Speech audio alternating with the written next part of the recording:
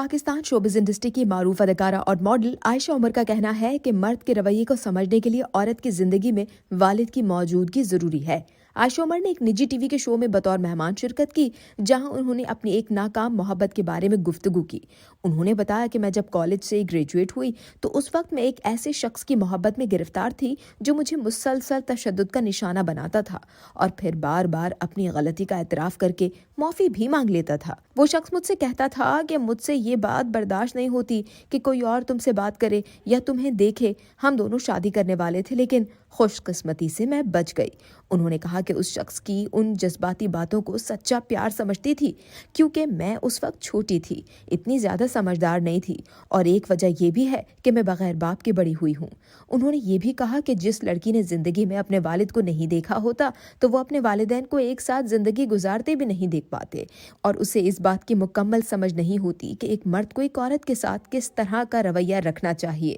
واضح رہے کہ انٹرویو کے آخر میں عائشہ عمر نے کہا کہ میں نے بغیر باپ کی پرورش پائی ہے، اسی لیے مجھے مرد کے رویے کو سمجھنے میں بہت وقت لگا، اور مجھے اس بات کی سمجھ دیر سے آئی کہ مرد کی کن باتوں کو برداشت کرنا چاہیے اور کن باتوں کو ہرگز نہیں۔